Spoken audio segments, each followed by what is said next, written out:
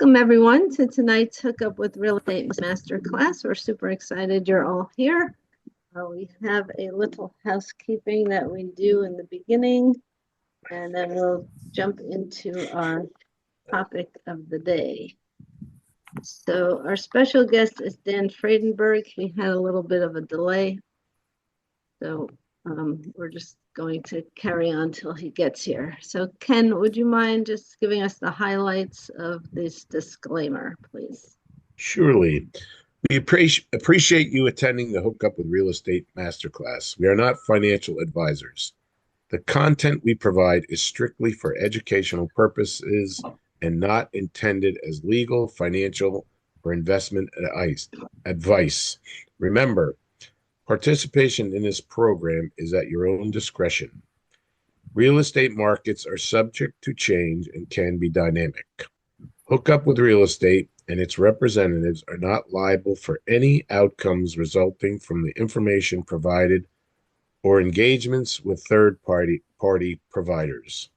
Seek professional advice before making any real estate or investment decisions. By attending, you consent to this event being recorded and understand that internet security is not absolute. Thank you. We have to say that. Okay, so this is us and our mission. We like to empower aspiring and early real estate investors with exceptional education, invaluable skills training, and genuine opportunities to invest in real estate while simultaneously sharing strategies that guide you toward success in real estate and away from costly mistakes like we made early on in our journey. I wrote about that journey in the book called Real Women in Real Estate. I have a chapter. It's available on Amazon for $2.99, or if you'd like a signed soft copy, happy to send that to you in the US. Okay. My husband, Ken, is a licensed realtor in New Jersey. He's also a veteran. So if you're looking for real estate in this area, his website here is kenneth-hook.whitekurt.com. All right. We are powered by our mentor team, which is Legends Equity Group. And this is one of the properties we're invested in. There's part of the group. Not everyone in this picture is in the group, but there's Brad Sumrock here and from his group, Mike Bailey from his group, but this guy right here is our mentor and his wife, Alex Lovely. Okay. And speaking of Alex, he, we talk about offering skills training, and he has a school community right now, which is free. So I encourage everyone to join it sooner than later. While it's still free, it's called skool.com/real estate club. And he has a 30-day challenge halfway through where you learn to buy real estate with no money, no credit, no excuses, and no cost. So it's a great program. I've taken as many as he's had there. Now, if you're an accredited investor, which means you have an income of $200,000 or more, or know an accredited investor looking to invest money, we do have an industrial property that's ready. There's a lot of detail on the screen. I'm not going to go through it, but just know that it's an industrial flex complex in the Savannah area of Garden City, and there's an existing structure here, and there'll be a new development over here where the darker blue is. So the existing is by the lighter. And if you want more information, please reach out and I'll connect you to our lead sponsor. Okay, so this is our monthly class. Right now, we're still debating about the date for May, but every other date is set there. So next one will be on April 23rd. All right, and we encourage you to join us live because you get to ask questions and interact this way. So we do have two ways for you to connect with us. Our YouTube channel, which is /@hookup-with-real-estate, all one word.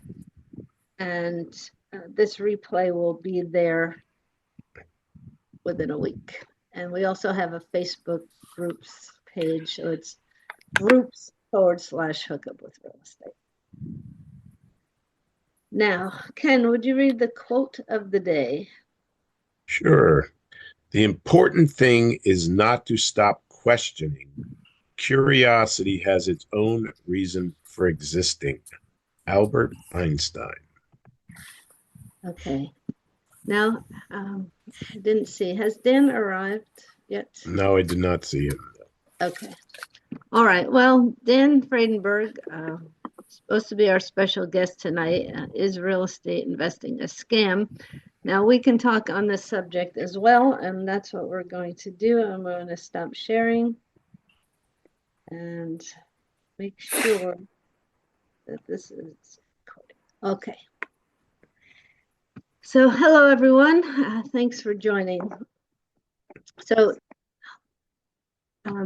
one of the topics that we want to talk about, whether or not real estate is a scam, there's a lot of different topics, and I'll ask Ken to describe his first topic. We talked about this before. So, Ken, what were you told before you got involved in real estate that turned out to be a bit of a scam? That real estate could never go down in value. Yeah. And we learned the hard way that it sure can. Okay, so describe a little bit what happened and when that was. Well, we invested in, what was it, 2007?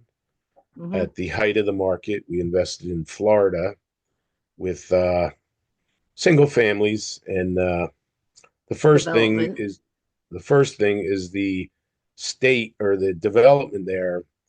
They said you had to pay mitigation fees. We bought a piece of land, and they said you had to pay mitigation fees because it was wetlands. And my cousin happened to be a real estate attorney in Jacksonville, Florida. And I says, well, they never disclosed that to us, that it was wetlands. They have to disclose that to you. So he contacted them, and all of a sudden, because the mitigation means we had to pay extra money to basically what they do is you're taking the wetlands and you have to pay them money, and they're like applying it to another area to I guess because you're absorbing wetlands, you have to offset it. Yeah, offset it somewhere else. So as soon as he contacted them, all of a sudden it wasn't wetlands anymore. So I thought that was a scam right in itself. That the fact that they're just trying to milk people out of extra money in their coffers when it wasn't right to do. So. Yeah, absolutely. Absolutely. So I had contacted a few different people who actually went to the property before Ken talked to his lawyer. And they're like, there's no way this is wetlands. And that's when we started investigating. But even so, so one of the things that we found out to be scammy, we were partners with a guru. We were partners with someone who is very well credentialed, a broker, real estate broker. We were partnered with someone who was well connected, especially in this Florida deal. And so those criteria, when you're brand new, you think that it might really mean more than it does, because each one of them, even though they have their own expertise and they may be good at some things, like the broker was very good at contracts, and the guru was good at his strategy lease option to a point. But over time, we found out that every one of them was a scam in the end of the day, right? The guru, he let our, so when 2008, 9, 10, that time frame when the market crashed, he actually couldn't pay them. He was a managing partner and we were the capital partners. So he couldn't pay the mortgage because he had too many properties. So he was letting our credit take a hit. hang on, I did, oh no, all right. And that's a risk. I mean, we trusted him. He's somebody that was associated with Robert Kiyosaki. And if you look at the acknowledgement page on the front of Rich Dad Poor Dad's that book, you'll see this guy's name there. So originally we said, oh, if Robert Kiyosaki actually can make money with this guy and be successful in real estate with this guy, then surely we could. But it doesn't always work that way, right? So the market changes and you have to be prepared for that. Does anyone have any other stories they want to share about, partnering with people? Maybe Nigel. I mean, because I can go on. Our broker was supposed to be the operating partner. And, she convinced us that she had the skill set to do it, but she didn't. So, partnerships, as much as we love real estate and we're, all in on real estate, there's a challenge because you don't really know who you're partnering with. And at that point, you think you can trust people. And so what we're here to say is that, trust is a big factor. And what we're finding really is that there's a certain mental attitude that a partner needs to have, such as a mindset of get it done. Like, they talk about even the military or the firemen, there's people that run toward a problem, not away from the problem. And those are the people that you want to find to partner with. So, just because someone has a deal, don't automatically jump right into it. You want to think, do I know enough about this person's character? Do I know enough about their experience? Did they only make money when the interest rates were low? Because we know people that have lost money, with gurus, not just ours, but other, people. There's a guy who won the Best Operator of the Year award twice, who is losing properties now because maybe he got complacent or don't even know why, but underestimated the value of Airbnb spaces in his units. So the other part that I want to talk about then is really about running your property as a business. So if you think that if you want to be involved in real estate, right? Especially in our case, we partnered with people we thought had way more experience than us. But the truth is, when you're handing over your money, right, you have to run that like a business because people will take advantage of you without question. Especially when you're new, you think people have your best interest at heart because they talk a good game, but it's not always the case. Ken, you want to add to that?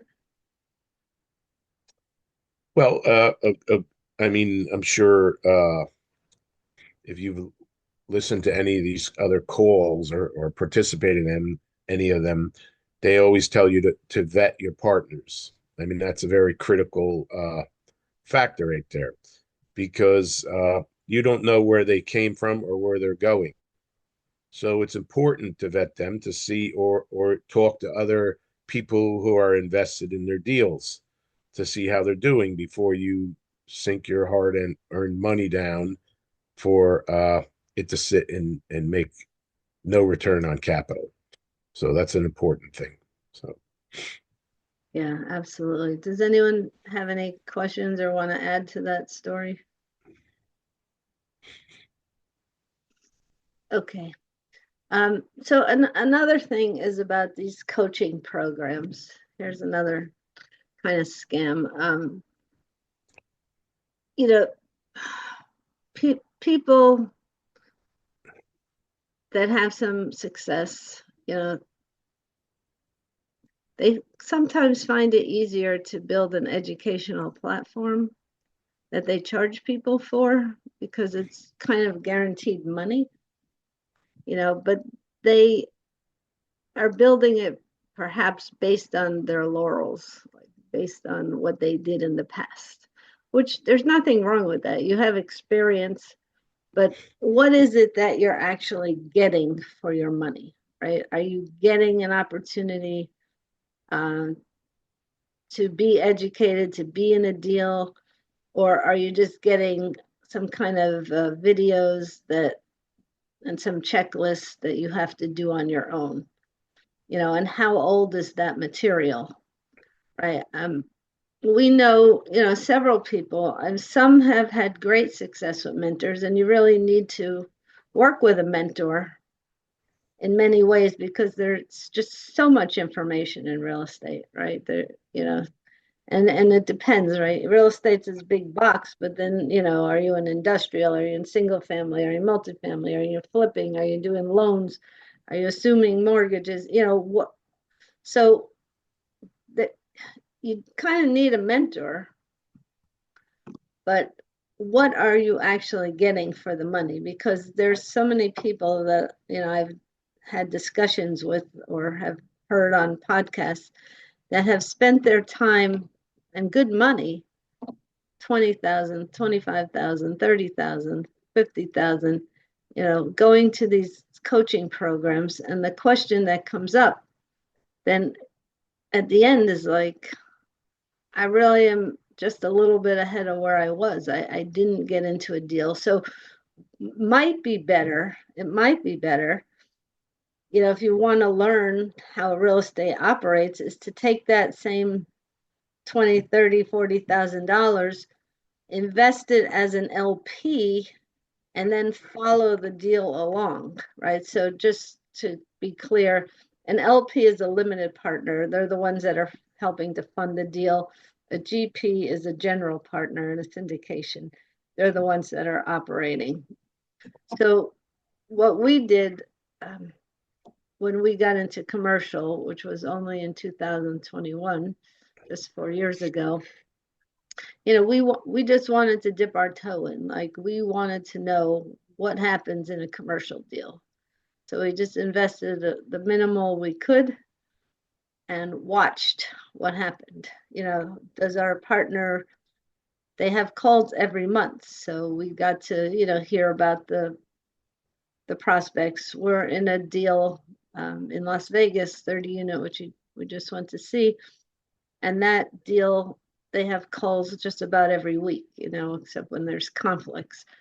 So, who's communicating? How are they communicating? But, it's interesting if you want to be in a commercial deal to think about, are you going to do, where your buy box is, who you can learn from, but what's the best way for you to get educated? Is it to invest in a mentor first, or is it invest in a deal first and follow along? Now, when you're a limited partner in a deal, the thing is, you can ask questions of your general partner, and actually you have to ask questions of your general partner because, again, going back to the point that you need to run your real estate like a business.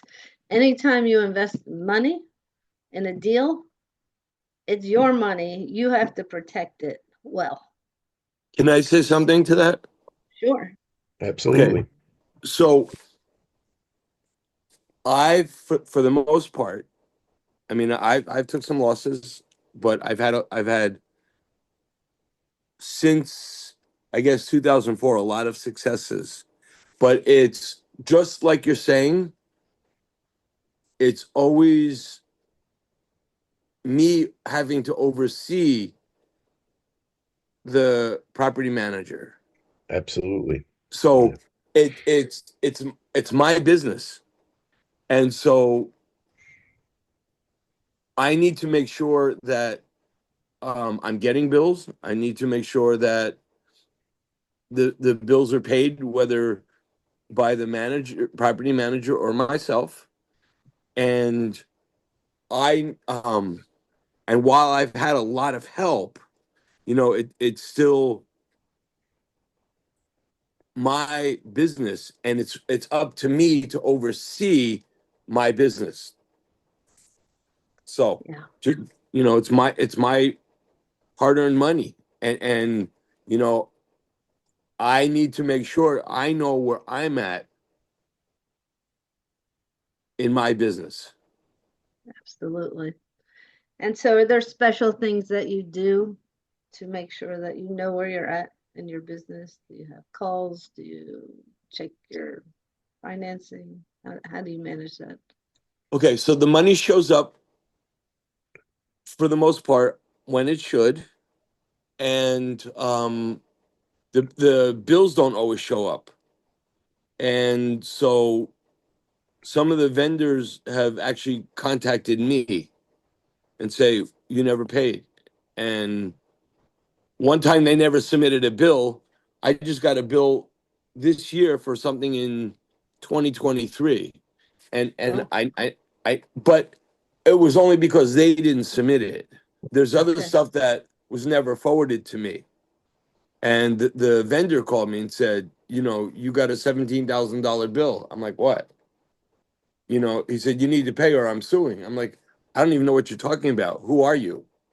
And Mm, then I would follow with the property manager, and at that time Andy was traveling, so I don't know if he ever got it, or if he did get it, he wasn't there to get it and send it over to me. But it's still incumbent upon me to oversee, and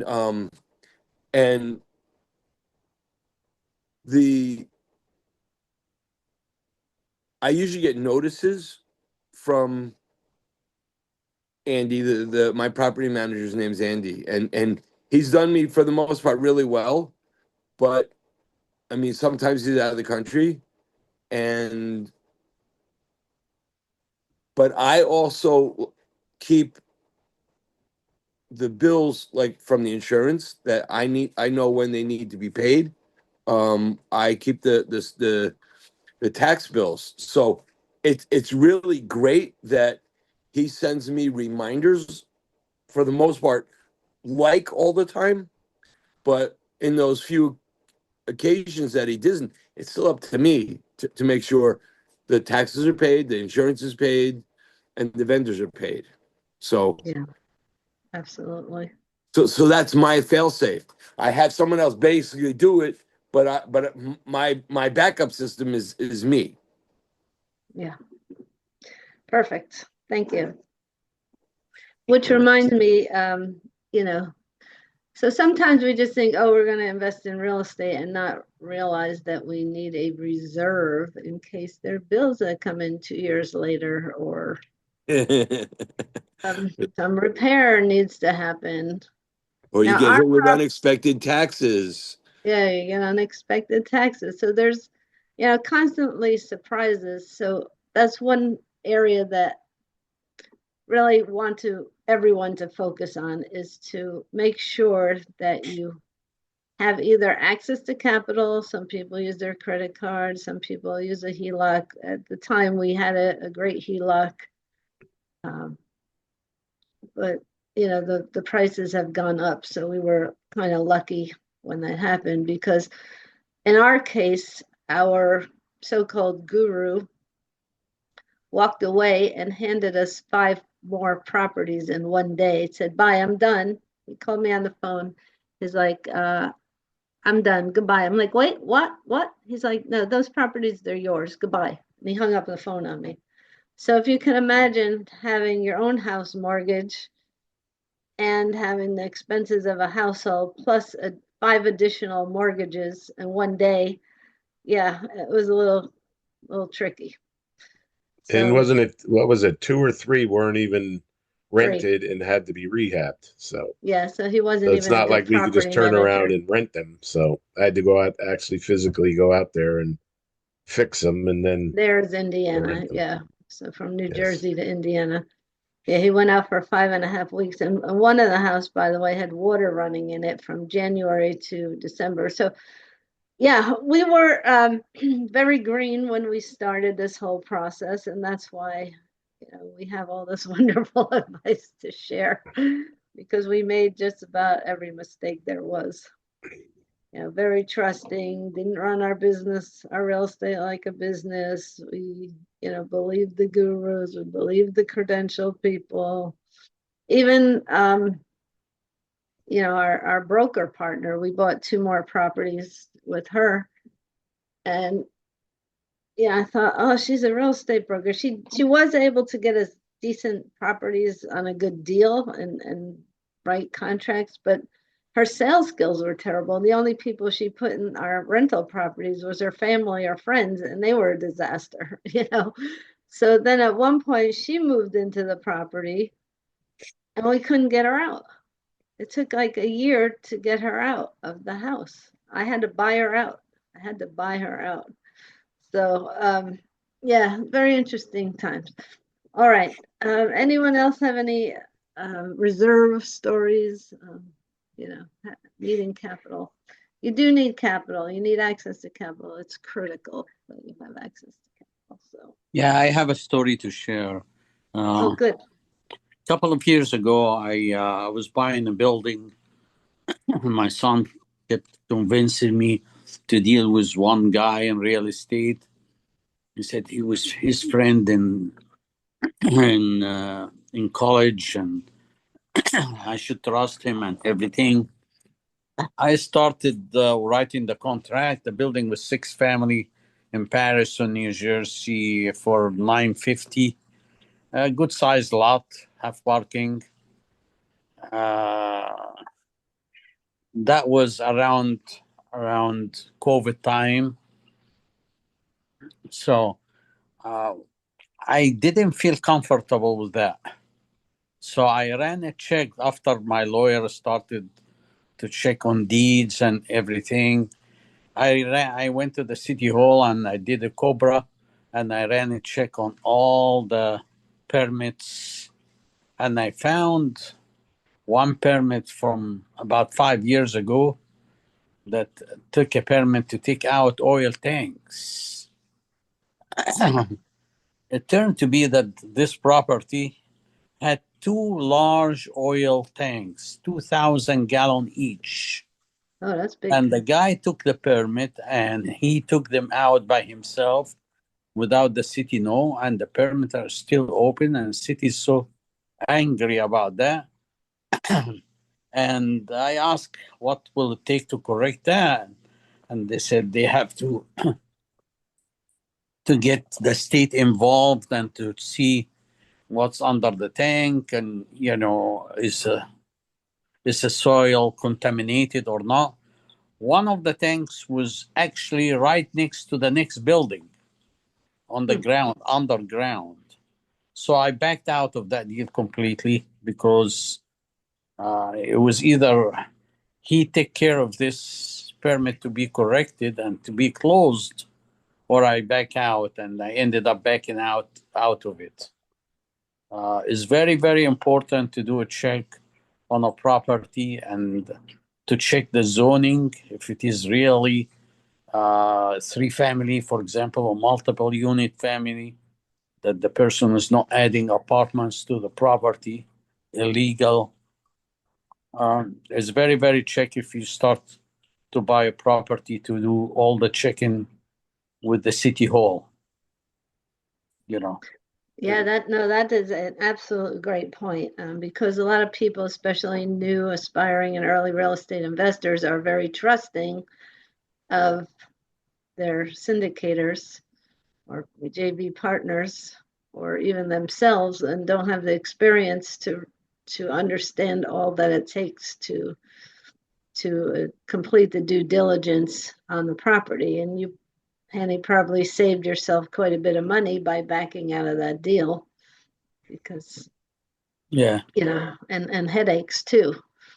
So completing a proper due diligence, which in his case meant going down to the city and looking at the details of the property, I was reading a LinkedIn post the other day, and it's like, trying to remember, people talk about walking properties, and this guy was saying you need to crawl around the property, not just walk it, so that you're looking underneath, seeing if there's mold, seeing if there's water damage, seeing if there's electrical problems, looking at the permits and the zoning and everything.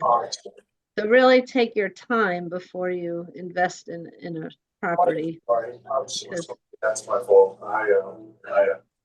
Oh,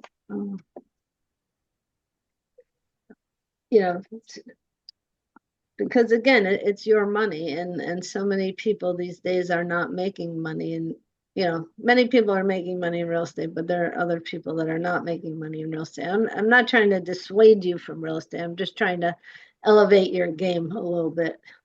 That's what we're doing here. We're saying, okay, we made a ton of mistakes. Cost us a ton of money because we were young and foolish. And so that's what we're trying to prevent here.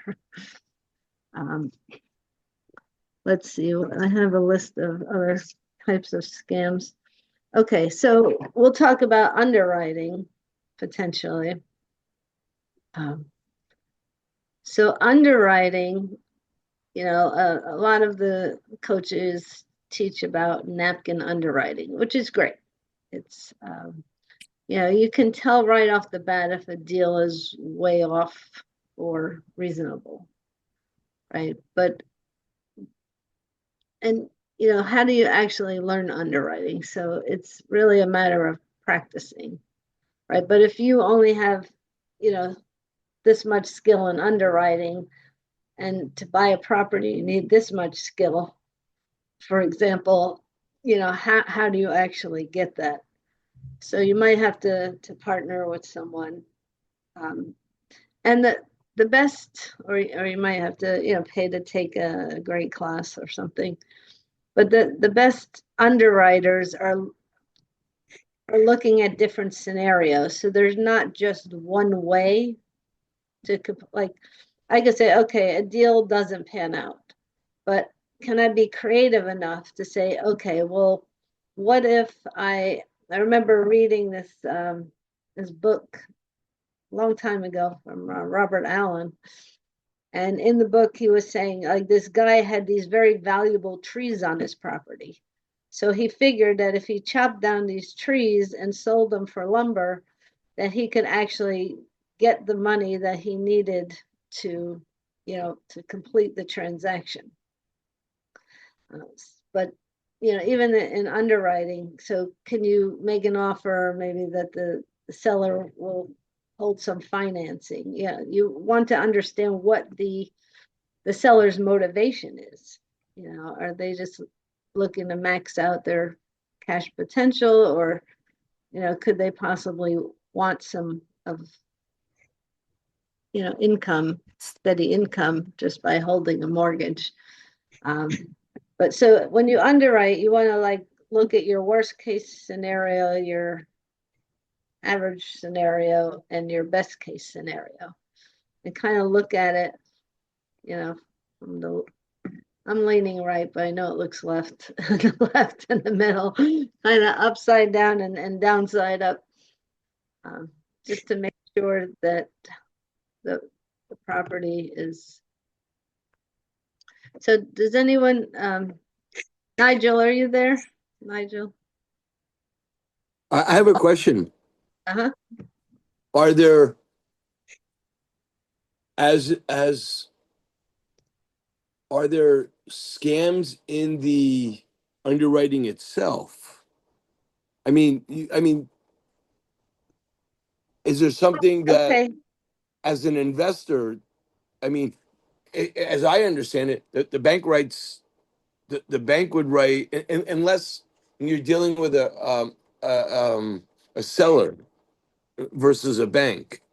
So the question is what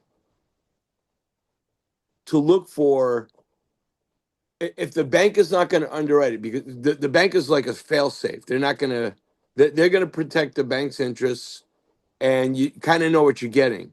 But my question is, so if I'm buying a property from a seller and the seller's doing the underwriting, what potential scams should I be looking for from a seller versus a bank, so to speak? Okay, so first of all, in your scenario, you're going right from seller to buyer, but a lot of times there's somebody else in the middle called a real estate broker. And when they're presenting the pro forma, the anticipated returns on the property, right, a Right. lot of time they write it as if like year one, the rent was already increased and that you can increase the rent by so much money, every year. And then, Right. you'll be able to cash out, let's say 5 or 10 years with this, great NOI. So that is one thing that you absolutely have to be careful of, is when you're looking at an operating memorandum, OM, or the pro formas that are coming with it. You want to validate everything that's in that document. So, and then it depends who you're also buying from, right? Because there are people that are buying from mom and pop type operators that they don't have a rent roll. Oh, I don't know what it is. I don't have any documentation. They don't have any spreadsheets. They don't have any software that they're using. They just, might have a little ledger somehow. So they don't necessarily have the professional documents that you can validate with. And I've heard that a couple of times as well. So it's is it a scam, or is it just a lack of professionalism? Or, I would say the brokers tend to lean a little bit in favor of the sellers and the future value.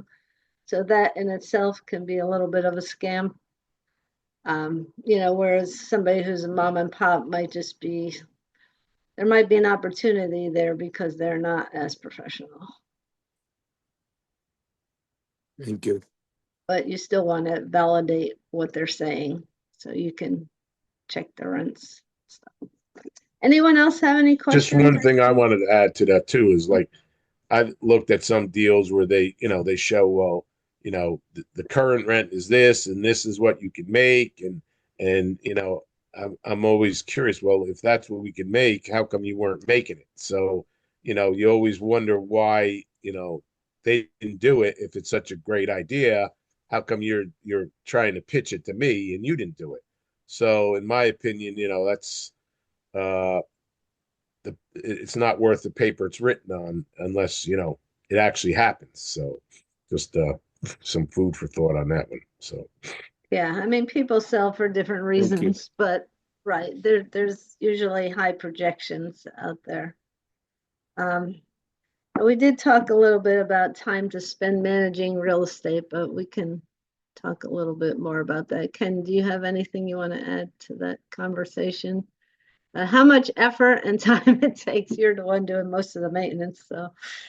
well, I mean, it number one depends on how large you're scaling, but still the management team, if you have a management team, they're spending a lot of time. But like as Stefan said, you have to manage the management team, and if you don't, it could come back to haunt you. Because you don't know how responsible they are. So you need to do your part in that, and it could be a full-time job in that aspect, especially if you're going larger units, more doors. So yeah, we'll that's give one you a thing you have to perfect think of. example. We have a single family in Indiana. We get an email from our property manager. Apparently there is some little mouse problem over there. And so the tenant is begging for what's he begging for? A waste garbage disposal, and we did a little bit of research. It's like, well, garbage disposal isn't going to guarantee that the mice go away, right? You have to like close up the holes, and Have an exterminator. Yeah, so that's what we did. We said, well, that may not be the right solution based on our research. So can you call an exterminator and figure out? And so we're just waiting to hear back right now. So the property manager can kind of happily spend your money. I mean, if you're not careful. So you want to have control over, like there's a certain limit. What do you know what our limit is? What they're able to spend? Maybe $500 or Yeah, I don't know off the top of my head. some kind of emergency repair. Okay, but some property managers will just spend wildly, and like in our our multifamily, there's a lot of fees, and they range. So you want to kind of negotiate what kind of fees you're getting. In our single families, it's 10% that we pay out every month. A little bit less in our multifamily, but actually our property manager, we just completed a refi on our multifamily, and the bank was insisting that the property manager take the rent checks that they receive and deposit them in our bank account, the property bank account, instead of their own bank account. And they refused to do it. So we actually had to fire them on the spot. And so right now we're self-managing. There's a guy that's on the general partner team. But things like that come up, where you don't anticipate it. So do you have somebody who's a boots on the ground that can be there? So were they commingling them with other people? No, I mean their business practice was to take the rent, put it in their account, probably get some interest on it, and then at the end of the month, similar to what Dorfman does for us, they collect all the rents, they put them in their bank, and then at the end of the month they give us their statement and transfer the money. So it's not unusual. I mean, but for whatever reason, the refi bank didn't like that.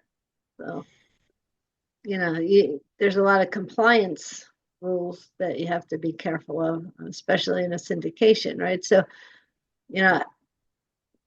I shared a property in the little PowerPoint, and the only reason I could share that property because it's a 506C for accredited investors only. But there are a lot of people that are sharing properties that are 506B, and think of B for both accredited and non-accredited, and C for more control, only accredited investors. But by law, there's SEC law says that you cannot advertise for 506B, and you have to have a pre-existing relationship. Well, that term isn't so clearly defined, right? Is that B or C? B, I'm sorry, did I say C? B, 506B, you have to have a pre-existing relationship with the non-accredited investor. So like a family member, a friend, or somebody that, they say about 30 days, or somebody that comes on our podcast. We have a pre-existing relationship, or we can build one. So, you want to be careful with that. And another thing is, there's a number of people that say, oh, you can get into a general partnership if you can raise money. If you can raise capital, let's say you bring me $500,000 or $1 million, I'll make you a general partner. Well, by SEC law, you are not allowed to do that. They have to have another position on the GP team. So I did raise capital we raised capital for the multifamily, and we are on the asset management team. And I have a role. Ken's more in the background on this one, but that's okay. Similar with a JV partner. Every person on if you're doing a JV outside of syndication, every single person on the JV team is supposed to have a role.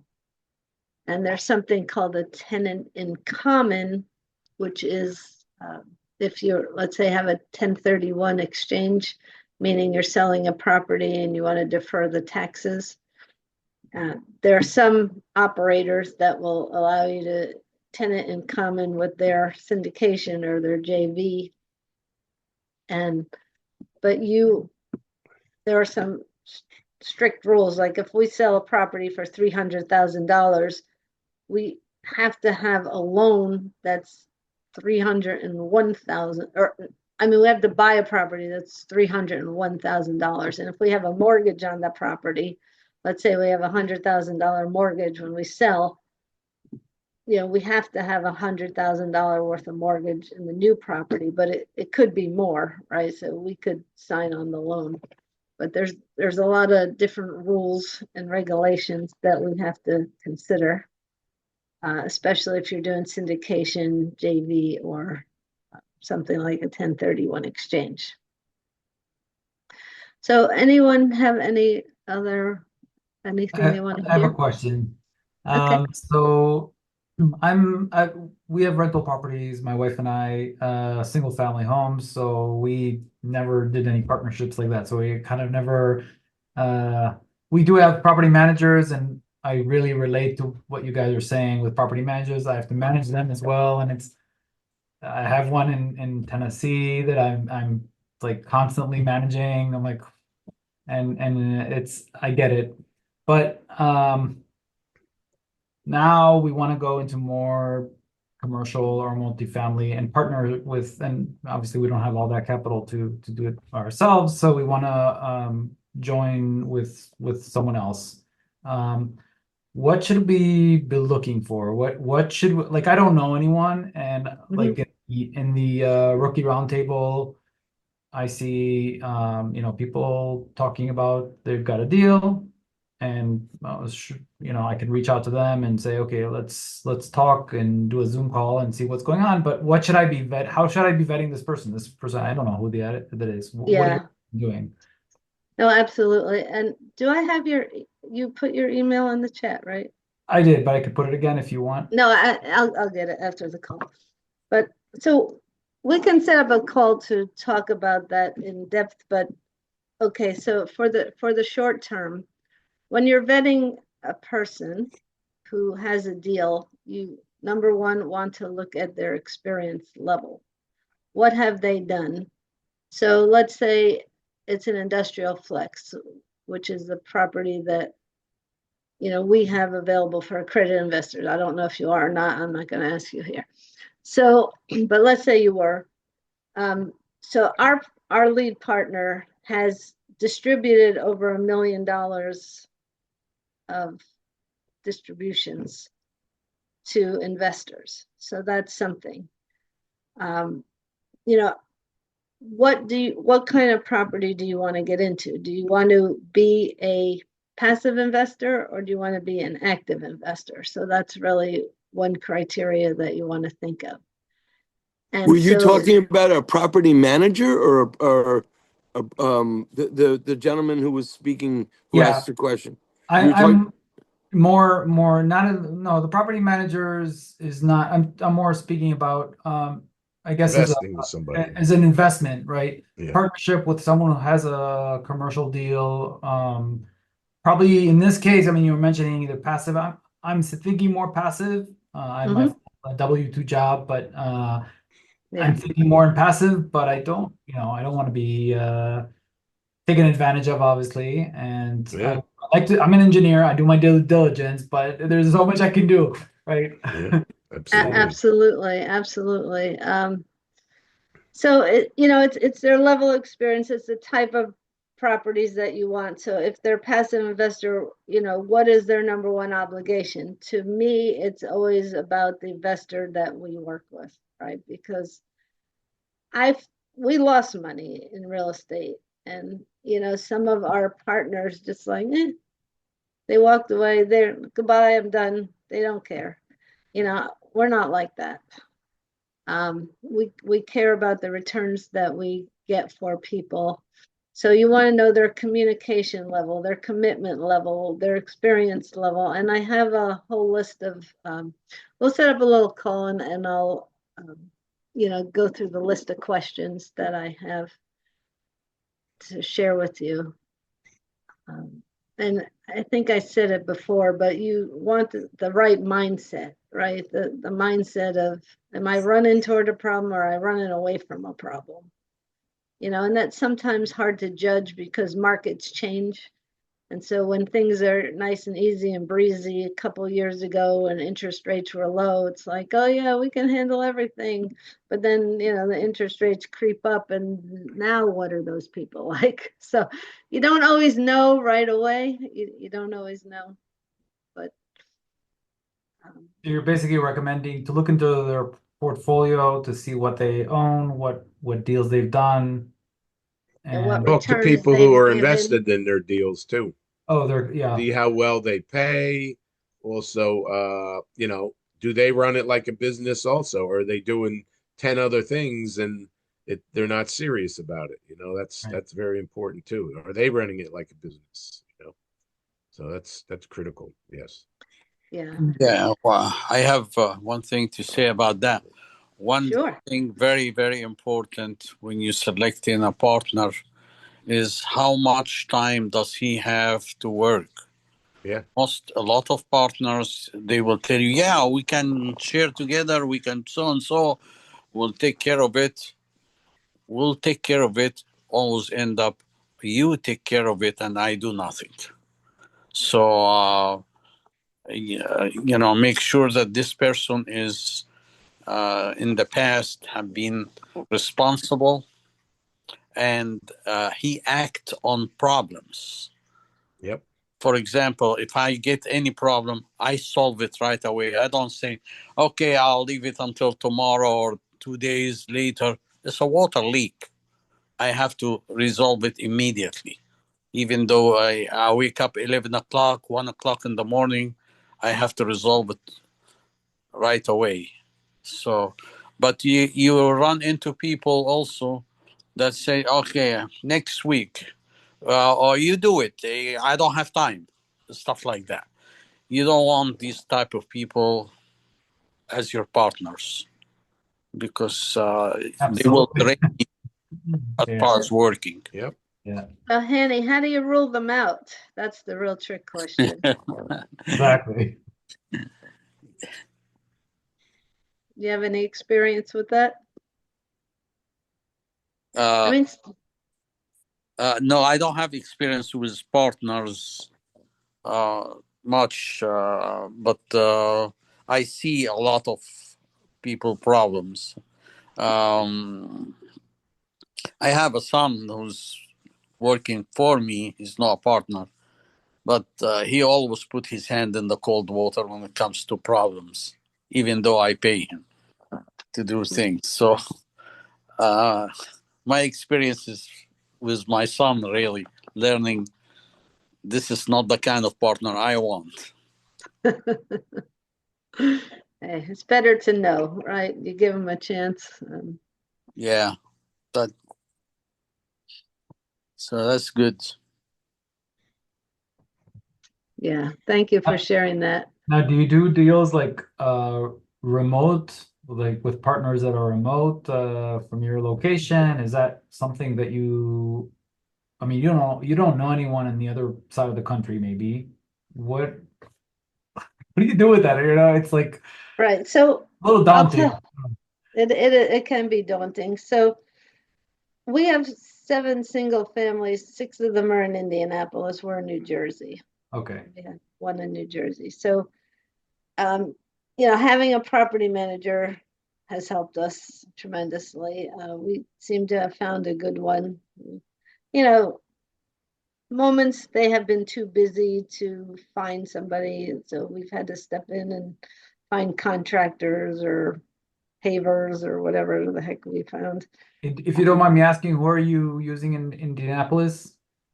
Yes, Indianapolis. It's Dorfman Property Management.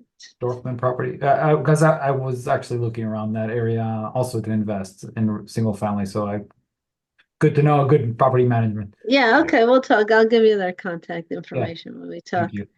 Yeah. So what you need to know about Indianapolis is that, the prices don't appreciate like on the coasts. Yeah. Very slow. Yeah.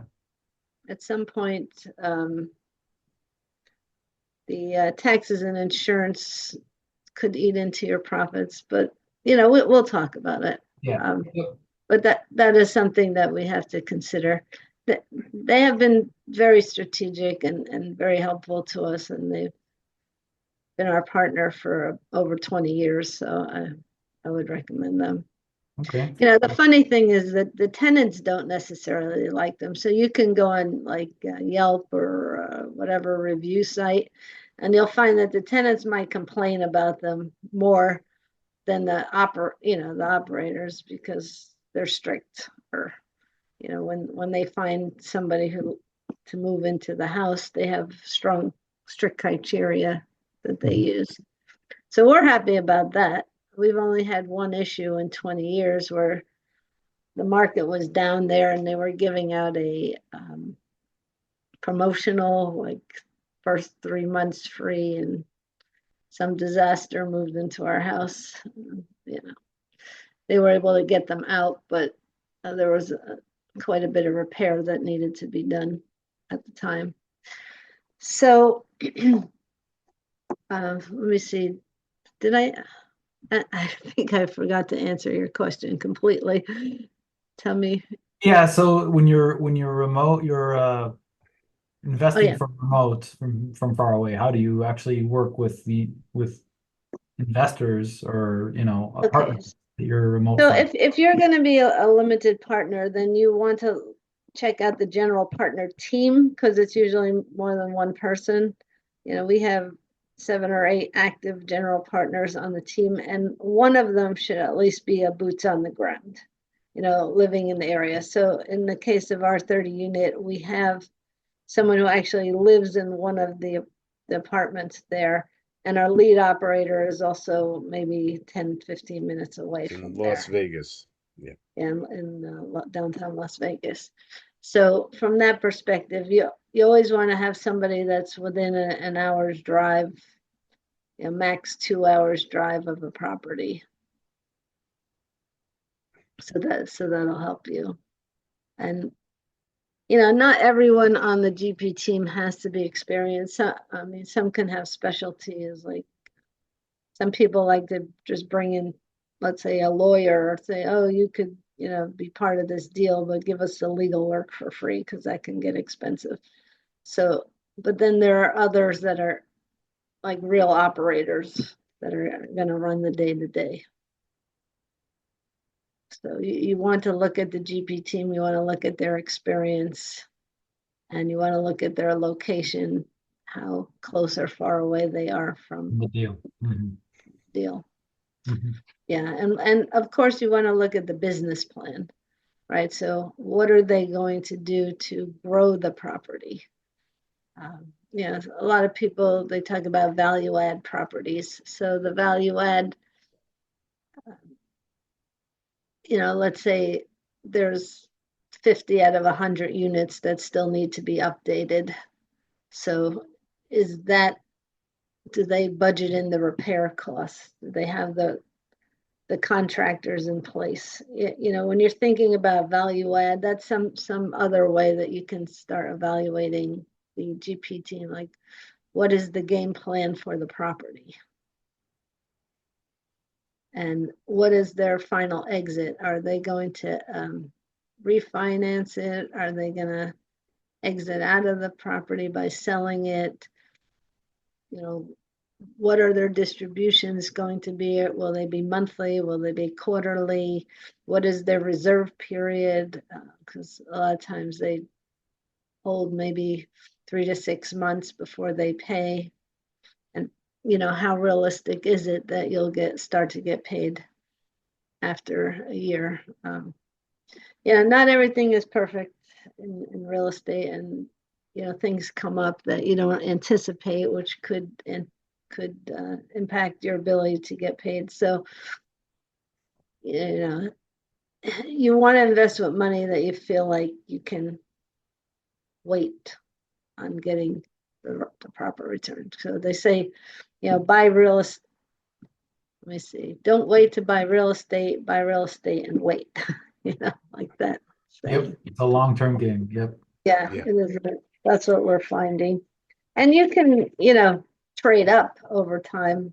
Stefan has been a master of trading up over the years. 1031s, is that what you do? You're on mute. Yes, I have. I've done numerous 1031s over the years. I started with condos, went to apartment complexes. Now I'm in triple net properties. Wow. That's you know, pretty impressive to do it multiple times. You got it locked down, it looks like the whole system, the 45 days and then 180 day. I don't know how you do it, but it sounds like you got it locked down. Well, respectfully, I mean, it goes back to the two things that I'm trading up and I'm managing the manager who's also the real estate broker.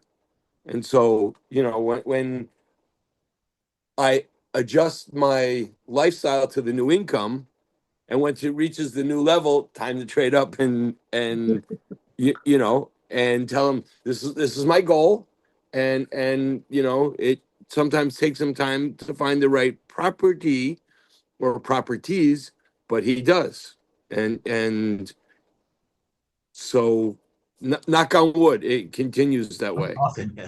And do you pay him or you they have the seller pay him? Okay, respectfully here, he manages my properties for free around the country. So I'm in California currently. I owned a medical building in Albuquerque. I traded that for a box building in Midland, Texas. I own a distribution center in Virginia. And he goes there twice a year. He checks on the properties, talks with the tenant, and so he doesn't charge me anything to manage the property, but the expectation is that he will sell the property and then be List it and sell it. Get it. Got it. He's the listing agent. Got it. he'll be the listing agent, but he's also he'll represent me in the 1031 exchange on the upside, on the up leg. Yeah. Yeah. He's a listing and a buyer. Yeah. Yes. He's a dual agent. Yes. That's awesome. He just comes from the other direction. Making both commissions. That's cool. Right. So, probably over the years, he's probably made $1 million on my 1031 exchanges. And for the most part, I'm very happy. I don't have to work, and I don't have to, quote unquote, have to work another day in my life because of his help. Not bad. You found someone good. Keep him. Yeah. I hope you send him a gift every holiday. Well, he likes wine.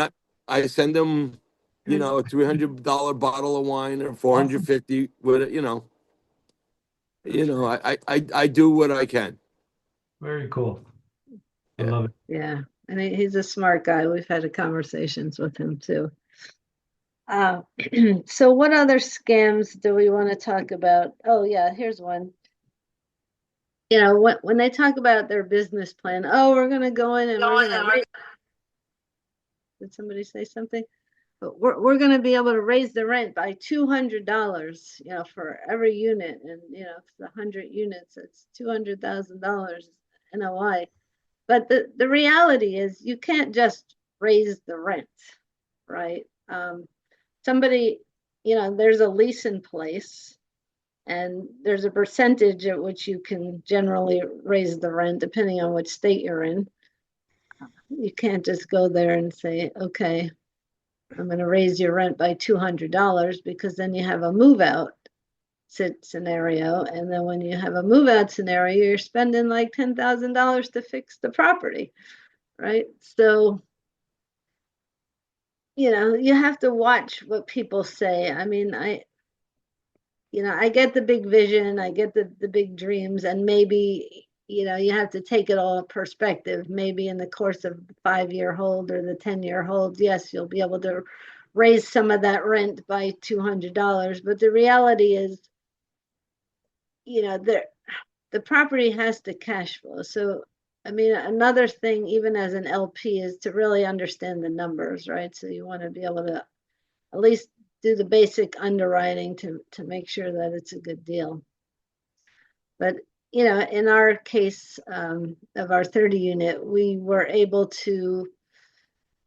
We had a lot of people on a month-to-month rental, and so we said, okay, if you go on a yearly lease, we're going to start charging utilities, but we'll keep your rent the same, but it'll be $100 more to pay for the utilities, right? So that seemed to work out for a bunch of people.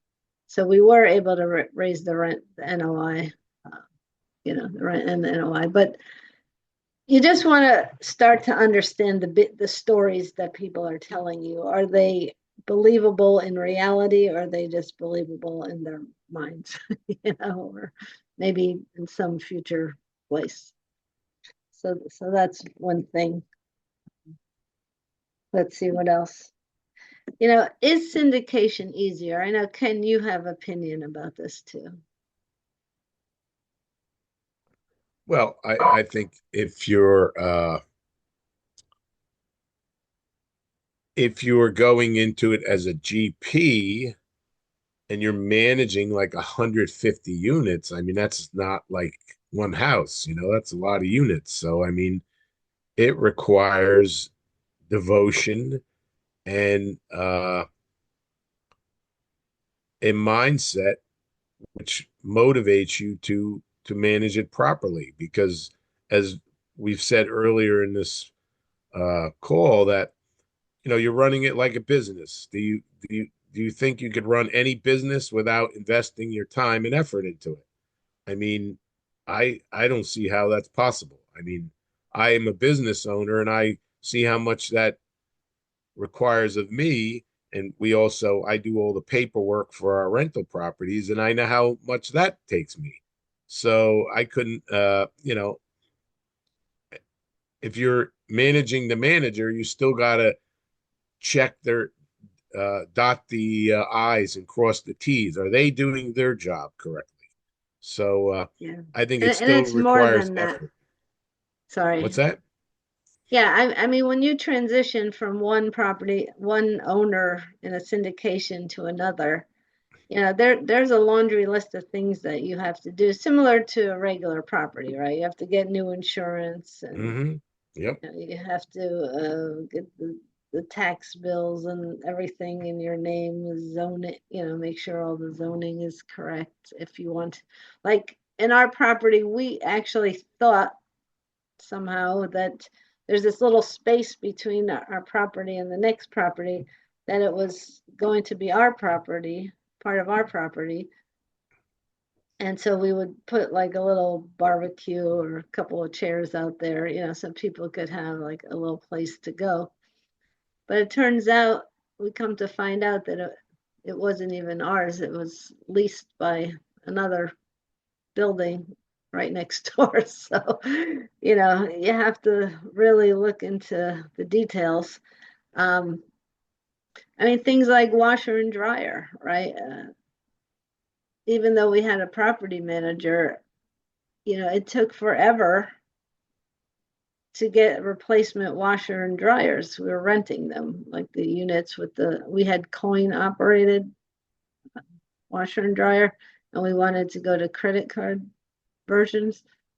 So, every little thing takes more time than you think. And it's probably true with just about everything in life, right? You want to hire a handyman to replace some plants. Well, okay, we'll take the plants out, but the planters are rotting, and you have to, so there's always like little surprises, little extra work that you have to do in the property. So it's not that it's necessarily a scam, but the scam is that, you just invest and forget it. That's not the truth. So let's see.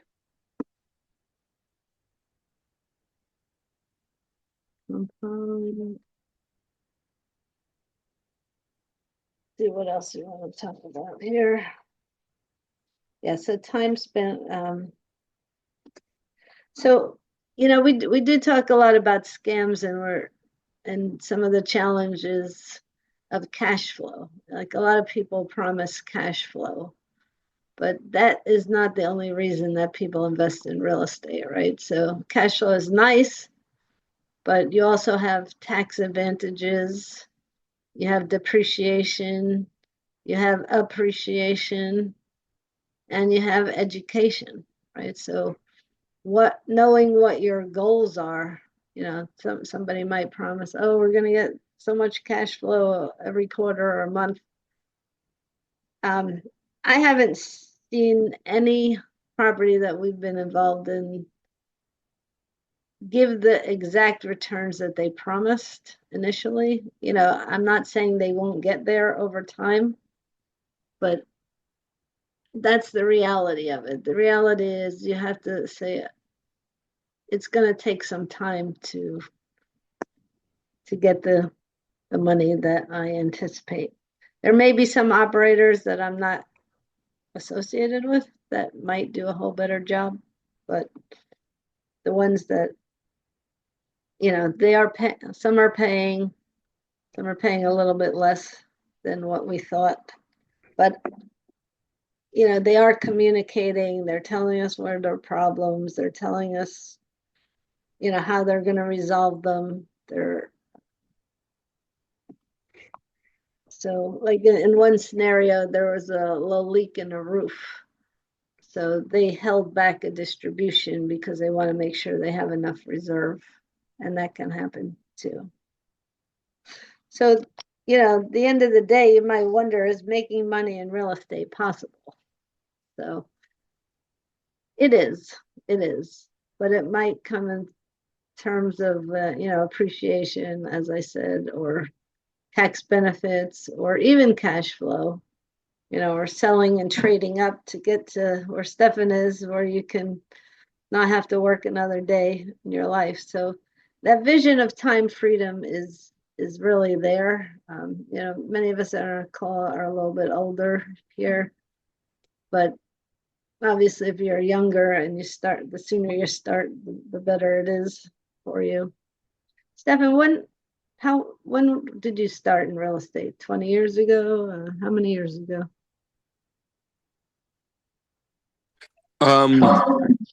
I started investing in 90. The earthquake was 94. So best guess 1994. There was in a rich town in Encino, there was a condo complex. Out of those like 500 and something units, and a lot of them was destroyed by the earthquake, and it was a ghost town. So I was getting condos in the $30,000 price range. Wow. That any external damage that the association fixed, and I had some with tenants already. The owners was just dropping out. So all right, how long? So let's say 94. So about 30 years. 30. Wow. Yeah.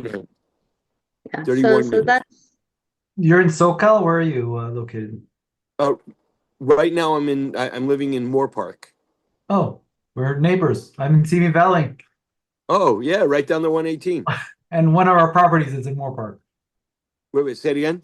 One of our properties is in Moore Park. Oh, nice. Whereabouts? By the community college. Okay. All right. Yeah. It's funny. We should meet So up you one can day. have a meetup. Yeah. I work in Moore Park. My work is at Moore Park. I drive there every day. I'll connect you two outside of this Awesome. call. Okay. What's your name? I didn't. Zev. Zev. Okay. Zev. All right. Zev. Sure. Absolutely. Absolutely. Yeah. All right. So then there's another one. Maybe we only have 10 minutes left, but timing the market is another thing. We saw a lot of that with the low interest rates, where people are, oh, this is going to be great. The market's going to stay low. The interest rates are going to stay low. We're going to have, the ability to get our value adds done and raise the rent and blah, blah, blah. And yeah, that shook up a lot of people. So the reality is the markets change. And this is probably our second cycle. The first one was in 2008. We actually got sued by a PMI company, which was no fun at all. But yeah, anyway, so that was a painful time in our life. And one of the reasons why we do this call, because we want to help aspiring and early real estate investors, or even experienced investors, if there's any little tidbits that we can share. Any good news? Yes. It's me. I'm back. Hey, Any good news? Any good news? Yeah. Well, there's Here's some money good news, Donna. There is money to be made in real estate. There is. Okay. There's a lot to learn. You're going to go through some, like being on a trampoline. You're going to have up and down, up and down, up and down, but eventually you'll get there. Yeah, I call it my little roller coaster world. Yeah. So what things have people told you, Nigel, that turned out to kind of be a scam? I don't know if I consider it a scam. I think there's just they hype it up a little more than what it actually is. Getting into it, once you invest, you can just sit back and let the money roll in. But like you said, the money just don't roll in like that. Yeah. Somebody's got to manage that properly. Somebody got to put in the work. And if you're not managing the manager, like you guys always said, then the property is going to run rampant. So it's not as hands off as a lot of people try to sell it. Yeah, that's a good point.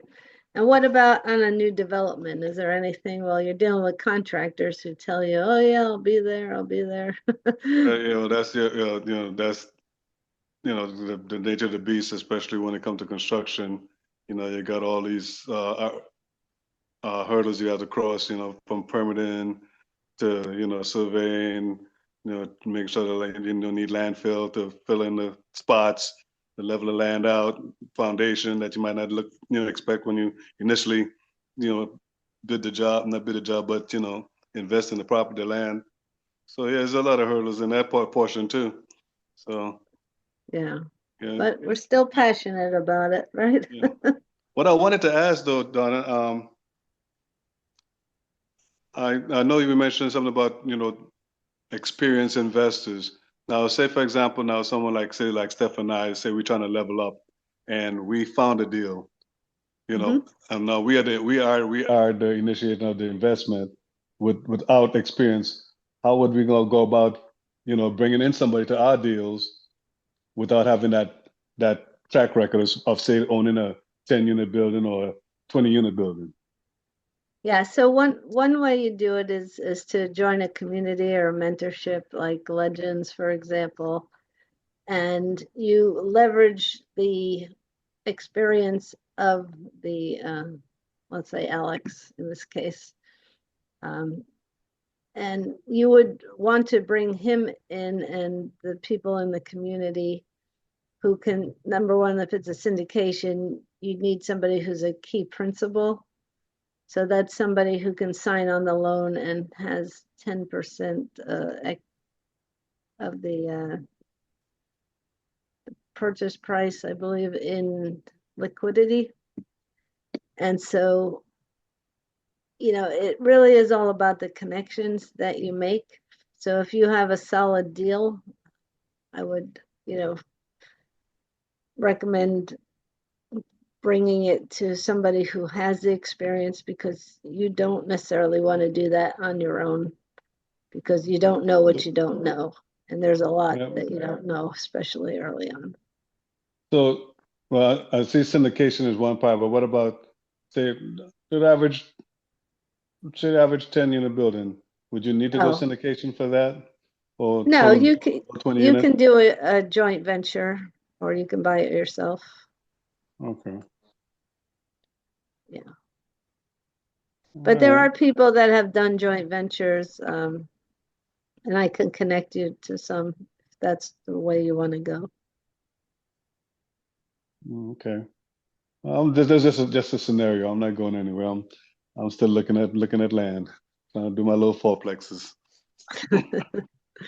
Yeah, building away. No, that's cool. I like to go to my strong point, so I don't have to rely on too many people. So I try to stay within my zone. I know I need to step out everyone, but that's my, you know, my fear of the game is, putting it in, relying on not too many people for stuff to get stuff done. Yeah, you like to get it done yourself. I know that. I'm the go-getter. If I don't get done, it ain't happening. So There you go. Well, If it's you've to been be, it's up to successful. me. Say Right? it again. huh? If it's to be, it's up to me. Pretty much. It's solid advice, really. It is. So you were you guys, asking if there was, you were go asking if ahead. there's what was any good news you were saying? Yeah, Kenny, I hear you giving all the good news. Give Well, me some good news. the good news is if you do your underwriting properly and find a good deal, it could be very good, but you have to do your homework. It requires that effort. Absolutely. So, All right. So I'll be sending you some underwriting pretty soon, Donna. We could review a few things that I have in the pipeline. Okay, yeah, and Hawk sent me one to review. Oh yeah? So, yeah. How's he doing? Yeah, we couldn't meet on Monday because we were getting our taxes done. So he's heading out of the country today, so he won't be back for a week. But he was happy to send me. So for those on the call, we do like an underwriting call on Monday. So if you have a deal, it's at 5:30 Eastern. You want to underwrite, it's just start out with napkin underwriting. That's what we do. But Nigel's on the call. There's a few other people that join in. And we give our best guess about what's good about the property and what needs some work. So reach out if you'd like me to add you to that distribution list. If you want to bring us a property. Oh, Zeph, you do. Okay, good. I will add you then. All right. Well, we are just about out of time. Does anyone have any last minute questions, comments? Did anyone find this conversation helpful? Or is there a topic you want us to cover another time? I wanna just thank you. That was a great conversation. I really enjoyed it. I think I learned a lot. So thank you for putting this together. Oh, you're very welcome. We do this every month. Usually we have a guest speaker. I still don't know what happened to our guest speaker, so he'll be back another day. Well, Donna, we didn't miss him because you did a wonderful job. yeah, Oh, you thank sure did. She jumped right in there. And Donna, you Hey, seem very prepared for him not to show anyway, or you were very Well, prepared no, anyway. he has a website called realestateisascam.com. So I listened to two of his podcasts, and I wrote down some things that I thought would be useful to ask him. But since he wasn't here, I said, well, we'll just talk about them. Sure, it wasn't a scam. he gets That's a good question. he gets no more plug. Donna, at the beginning, you talked about school.com or something, or Yeah, buying your own. SKOOL .com / the real estate club, not the real estate club. And Right, I'll send it to you separately. Okay. All right, cool. All right, Zev, I look forward to talking with you. And if you follow up with that, Donna, too, that'd be great. Okay, let me write that down. For sure. You got, old Oxnard and Ventura County is my stomping ground too. Okay, well, Oh, I'm in Moore Park, and he's in Simi Valley. So Yeah. Yeah, I used to build. I built a lot of those dealerships out there in Simi Valley back in the day. Huh. Hey, Donna, can you send me the school.com? Okay, sure. Donna, very helpful. And hey, guys, maybe we can form our own business group. The Zeph and was it Nigel and Stefan ZF, the Zephyrs or something. But I think we should everybody who's on this call at least is invited. You know, I don't want to Hey. exclude anyone. Neff, Steph, and Zep. Love it. See, we get deals done this way. That's awesome. You guys enjoy your evening. I'll reach Donna, out you was to great. Oh, good. Thank you so much. Really appreciate you being here. And again, this will be up on LinkedIn, YouTube. Thank you. You know what, Stefan, come on the Zoom. I just want to take a screenshot because we don't have an actual thumbnail. Wait, hold on 1 second. Yeah, Henny, I don't know if you want to come on. I'm going to sorry, do a sorry. So I didn't realize it muted. Stop. Okay, I'm on here now. All right, Henny's going to come on as well. And Paul, if you want to just for a quick. You don't see me? Your video on. No, I don't. Is your. Wait, I saw you for a brief second. There you are. Now? Hey, very good. All right, I'm going to do a screenshot. And oh wait, Paul's coming. All right, awesome. Hold on, smile, everyone. Jeez. All right, very good. Thank you. Have a wonderful evening. All right, love you guys. You take care. All right, Ken, take care. everybody. Yep, take care. Talk Bye-bye. soon. Have Bye-bye. a great day. Bye. Bye-bye.